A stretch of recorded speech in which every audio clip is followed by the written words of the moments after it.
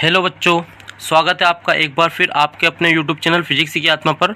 और मैं यहाँ पर रसायन विज्ञान का सेट ए लेके आया हूँ, जो जहाँ से कि बहुत ज़्यादा एमपी क्वेश्चन आपके एग्ज़ाम में देखने को मिलने वाले हैं। तो बने रहिए हमारे साथ और हम सफ़र की शुरुआत करते हैं सही विकल्प से। तो बच्चों यहाँ पर ये जो सेट है बहुत ज़्यादा एमपी होने वाला है, क्योंकि यहाँ से बहुत ज़्यादा क्वेश्चन आपके एग्ज़ाम में आपको मिलने वाले हैं।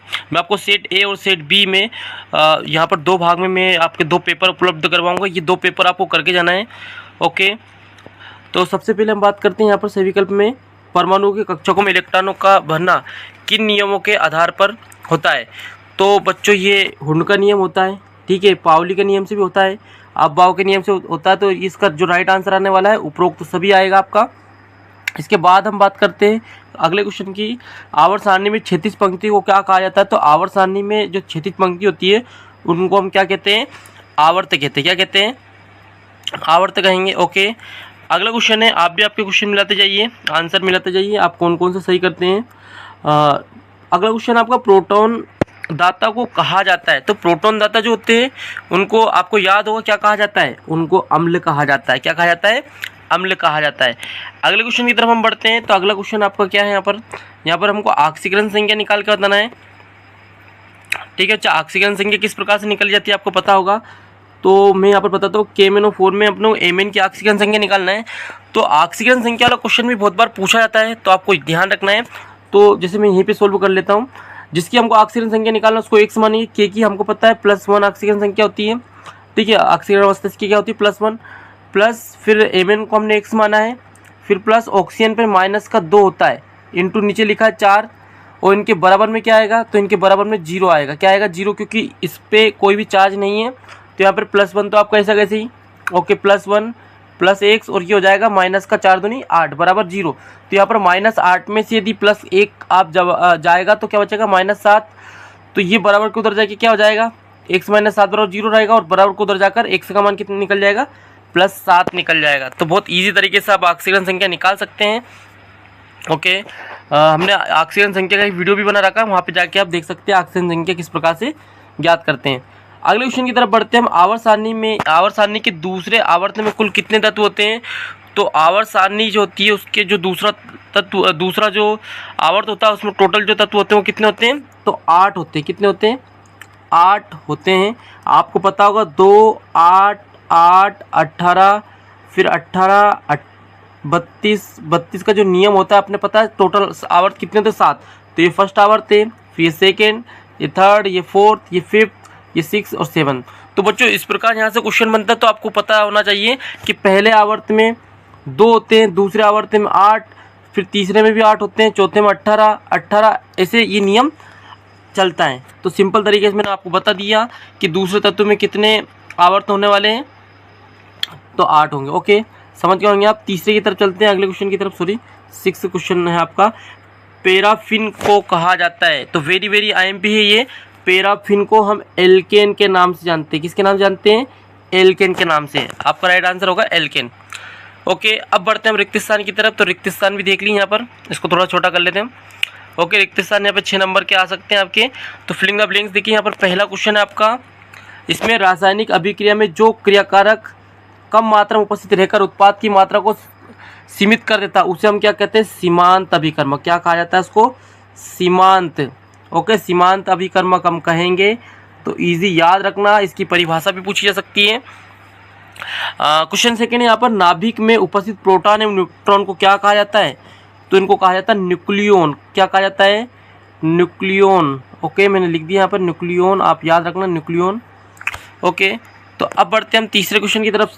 एक तत्व के संयोजी कोष में 5 इलेक्ट्रॉन उपस्थित है, तो वह तत्व कौन से वर्ग का है। यदि 5 संयोजी इलेक्ट्रॉन है तो आपने देखा होगा जैसे NH2NP5 में यहाँ पर 5 तत्व है, तो इसको हम क्या कहेंगे, वर्ग 15 वर्ग का मतलब समूह 15 होता है। समूह 15 में आपने समूह पढ़े होंगे, टोटल 18 समूह होते हैं।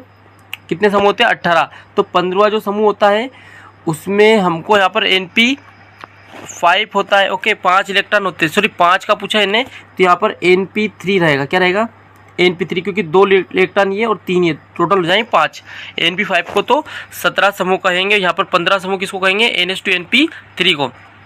ओके, अगले क्वेश्चन की तरफ बढ़ते हैं हम। तो अगला क्वेश्चन देखिए आप, यहाँ पर पूछा रहा है विद्युत द्विध्रुव आगुन, देखो ये आ गया यहाँ पर द्विध्रुव आगुन की इकाई, तो इसको डिबाई कहते हैं। क्या कहते हैं, डिबाई कहते हैं। ओके, अगला है आपका, इसको मैं लिख देता हूँ डिबाई भी थोड़ा सा, डी बाई। ओके, डिबाई से दर्शाते हैं किसको, द्विध्रुव आगुन की इकाई होती है। थर्मस फ्लास्क का किसका उदाहरण है, तो विलगित निकाय का। आपने अलग अलग निकाय पढ़े होंगे, तो ये विलगित जो होता है, विलगित निकाय का यहाँ पर सिंपल सा उदाहरण रहता है थर्मस फ्लास्क, क्योंकि थर्मस फ्लास्क जो होता है विलगित को हम विलगित जो होता है, ठीक है, थर्मस फ्लास्क का उदाहरण है। क्योंकि सुनो, हमने 3 तंत्र पढ़े, एक खुला तंत्र होता है, एक बंद तंत्र होता है, एक विलगित होता है। तो जो बंद तंत्र होता है, तो खुला तंत्र जो होता है उसमें क्या होता है, इसमें जो हम द्रव लेते हैं, द्रव का भी आदान प्रदान पाया जाता है और उष्मा भी इसमें आ सकती है, तो वो खुला होता है। और बंद में क्या होता है कि बंद रहता है, तो इसमें उष्मा तो आ सकती है, उष्मा जा भी सकती है, लेकिन इसमें क्या होता है कि इसमें जो लिक्विड होता है यानी द्रव होता है, वो द्रव बाहर नहीं जा सकता, तो इसको हम बंद बोलते हैं। और विलगित में क्या होता है, इसमें थर्मस फ्लास्क लगा रहता है, तो इसमें ना तो उष्मा आ सकती है, ना उष्मा बाहर जा सकती है, ना ही द्रव आ सकता है, ना द्रव जा सकता है, तो उसको बोलते हैं हम थर्मस फ्लास्क का। ये उदाहरण, ठीक है, विलगित तंत्र कहते हैं इसको। तो एक इसका उदाहरण है थर्मस फ्लास्क का, सिंपल सा है। अगला हम बढ़ते हैं, ठीक है, मैं कुछ इसलिए इन्फॉर्मेशन दे रहा हूँ ताकि आपको क्वेश्चन आ जाए तो वो आप कर पाए। कार्बनिक यौगिक में उपस्थित नाइट्रोजन, सल्फर, हेलोजन तथा फास्फोरस की पहचान किसके द्वारा होती है, तो ये होता है लेंसो परीक्षण। क्या होता है, लेंसो।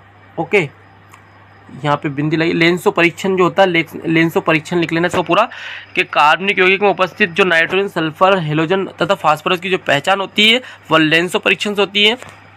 ओके, अगले क्वेश्चन की तरफ हम बढ़ते हैं। तो यहाँ पर आपकी जोड़ी, सही जोड़ी देख लीजिए, सही जोड़ी मिलाना है आपको। ओके, तो सही जोड़ी सिंपल सी है आपकी, देखते हैं हम यहाँ पर एरोमेटिक हाइड्रोकार्बन, इससे एरोमेटिक हाइड्रोकार्बन। तो एरोमेटिक जो हाइड्रोकार्बन होते हैं इसको हम क्या कहा जाते हैं, ये होता है एरिन। क्या होता है, एरिन।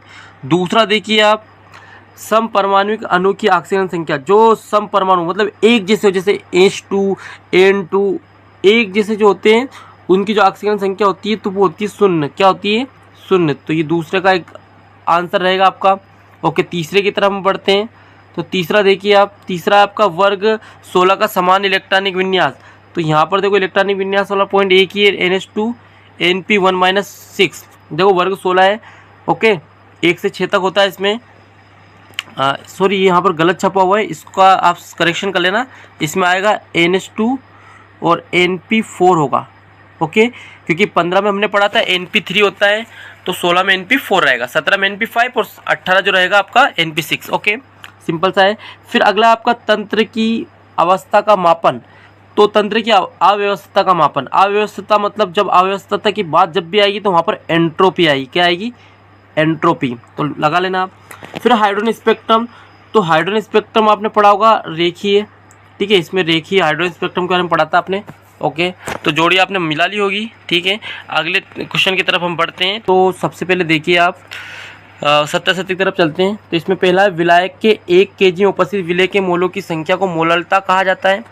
तो यहाँ पे सत्य है, जब भी यहाँ पर kg आएगा तो उसको मोललता याद रखना है। और यहाँ पर यदि ml आ जाता है, 1 लीटर आ जाता है, सॉरी, तो या तो ml में 1000 आता या यहाँ पर लीटर में 1 लीटर आता, तो यहाँ पर मोलरता आ जाता। ओके, तो अभी मोलरता की बात हो रही है और 1 kg की बात हो रही है, तो सत्य आएगा। फिर किसी भी कोष में अधिकतम 8 इलेक्ट्रॉन होते हैं, तो असत्य है, क्योंकि अधिकतम यहाँ पर 8 भी हो सकते हैं, 16 भी हो सकते हैं और 17, 18, 20 कुछ भी हो सकता है। तो यह असत्य है। हाइड्रोजन जो इलेक्ट्रोड का मानक इलेक्ट्रोड विभव जो होता है -0.34 होता है, तो यह असत्य है क्योंकि 0 वोल्ट होता है इसका, ठीक है। अगले क्वेश्चन की तरफ हम बढ़ते हैं। जिस धातु की छड़ पर ऑक्सीजन होता है उसे कैथोड कहा जाता है। तो जो बताइए चौथे का आंसर क्या रहेगा, तो यहाँ पर सत्य रहेगा क्योंकि इसको कैथोड ही कहा जाएगा। और यदि इस पर यहाँ पर बात यदि होती कि ऑक्सीजन की जगह अपचयन, तो यहाँ एनोड कहते हैं उसको। जो गुण निकाय में उपस्थित पदार्थ की मात्रा पर निर्भर करते हैं उसे विस्तीर्ण गुण कहते हैं। तो जी हाँ, इसको विस्तीर्ण गुण नहीं कहते हैं, इसको आपको सत्य लगा लेना है। फिर पदार्थ की मात्रा का एसआई मात्रा किलोग्राम है, तो पदार्थ असत्य ही है। ओके, फिर हम बढ़ते हैं यहाँ पर एक शब्द क्वेश्चन की तरफ। तो सबसे पहला है आपका किलोवाट या केडब्ल्यू को, केडब्ल्यू को कहा जाता है। तो केडब्ल्यू को जल का आयनिक गुणनफल कहते हैं। क्या कहते हैं हम, जल का आयनिक, ठीक है, ये आयनिक है, ठीक है, आयनिक और गुणनफल आप लिख लेना, मैं लिख देता हूँ शॉर्टकट में। जल का आयनिक गुणनफल कहा जाता है। फिर यहाँ पर कार्बनिक यौगिकों की संरचनाओं को रेखाओं से निरूपित करना क्या कहलाता है? तो बंद रेखा निरूपण। क्या कहा जाता है? बंद रेखा निरूपण कहते हैं इसको, ठीक है। फिर आक्रमणकारी अभिकर्मक की उपस्थिति में पाए इलेक्ट्रॉन युग्म का विस्थापन क्या कहलाता है? तो इलेक्ट्रोमेरिक प्रभाव, लिख लेना इसमें, इलेक्ट्रोमेरिक प्रभाव, ओके, इलेक्ट्रोमेरिक प्रभाव इसको कहा जाता है। फिर यहाँ पर गर्म कमरे में रख के गर्म पानी का ठंडा होना किस प्रक्रम का उदाहरण है? तो स्वतः प्रक्रम। कौन सा प्रक्रम है? स्वतः है। फिर प्रभावी नाभिकीय आवेश किसे कहते हैं? तो प्रभावी नाभिकीय आवेश, देखो यहाँ पर बात हो रही है प्रभाव की और किसके? नाभिकीय आवेश की। तो देखो कोई सा भी सिंपल सा है, नाभिक जो होता है वो क्या करता है? बाह्यतम इलेक्ट्रॉन को अपनी तरफ खींचने का काम करता है, तो ये नाभिक का आवेश होता है। तो ये नाभिक का प्रभाव होता है, उसी को हम क्या बोलेंगे? प्रभावी नाभिकीय आवेश। तो सिंपल सा परिभाषा आप लिख सकते हैं, किसी परमाणु में, ठीक है, ये मान लो एक पूरा परमाणु मान लिया हमने, किसी परमाणु में बाह्यतम कोश के इलेक्ट्रॉन पर नाभिक के द्वारा लगने वाले आकर्षण बल को हम क्या कहते हैं? प्रभावी नाभिकीय आवेश, ठीक है। तो ये अपना परमाणु है, इस परमाणु में बाह्यतम इलेक्ट्रॉन जो है, इसके बाह्यतम कोश में जो इलेक्ट्रॉन पाए जाएंगे, उन पर नाभिक के द्वारा जो आकर्षण बल लगता है, अपनी तरफ खींचने का जो बल लगता है, उसको हम क्या बोलते हैं? प्रभावी नाभिकीय आवेश। मैंने बता दिया आपको, ओके। फिर अब बढ़ते हैं हम क्वेश्चन की तरफ। क्वेश्चन नंबर 6 देखिए, यहाँ पर सिंपल सा क्वेश्चन है, NH3 लुईस क्षारक है क्यों? तो इसका आपको लिखना है। फिर पेय पदार्थ के नमूने में हाइड्रोजन आयन की सांद्रता 3.8 × 10⁻³ मोलार है, इसका pH मान याद कीजिए, ओके। क्वेश्चन करवा रखा, द्रव्यमान संरक्षण नियम आता रहता है, तो मैं क्वेश्चन में आपको बता देता हूँ। इनमें से जो भी क्वेश्चन के आपको सॉल्यूशन चाहिए उसको आप कमेंट बॉक्स में लिख दीजिए, तो मैं उनके आपको सॉल्यूशन प्रोवाइड करवा दूंगा। स्थिर अनुपात का नियम आपको HF द्रव्य जबकि HCl गैस है, क्यों H2O में sp3 संकरण होता है जबकि इसकी आकृति V आकार की होती है, क्यों कैंसरजन्य हाइड्रोजन किसे कहते हैं, बहुलीकरण किसे कहते हैं, उष्मागति का तीसरा नियम आपको लिखना है, रुद्रोष्म प्रक्रम किसे कहते हैं, एथेनॉल में कार्बन हाइड्रोजन ऑक्सीजन का द्रव्यमान प्रतिशत याद करना अपने को, किसी पदार्थ के 3.01 × 10⁻23 अणु हो तो उसके मोलों की संख्या याद करना। इजी क्वेश्चन है सारे के सारे। किसी तत्व की द्वितीय इलेक्ट्रॉन ग्रहण एंथैल्पी धनात्मक क्यों होती है, ठीक है, इस टाइप के क्वेश्चन देख लीजिए आप। मैं आपको एक बार इस क्वेश्चन बताता हूँ, आप स्क्रीनशॉट ले सकते हैं। और जो जिस क्वेश्चन में आपको प्रॉब्लम है, ये केसी और केपी में संबंध आप कर लेना, वेरी IMP आता ही हर बार, ओके। सारे क्वेश्चन मैंने आपको बता दिया। IUPAC नियम करना आपको, क्योंकि IUPAC नियम पूछते हैं। हकल नियम वाला देख लीजिए, यहाँ पर सिंपल सा हकल के नियम वाला क्वेश्चन दे रखा है आपको। उसका क्वेश्चन नंबर 17 देख लीजिए, ओके। तो क्वेश्चन बता दिए, ठीक है। तो बच्चों मैंने आपको सेट ए आपको उपलब्ध करवा दिया है। सेट ए में आपको जो भी प्रॉब्लम हो वो आप लिख के बता सकते हैं। मार्कोनी का नियम आपको कर लेना है, ये भी आता है, IUPAC नियम करना ही है। तो बच्चों ठीक है, फिर अगले वीडियो में मिलते हैं अगले क्वेश्चन अगले सेट के साथ। तब तक के लिए bye bye, okay, thank you.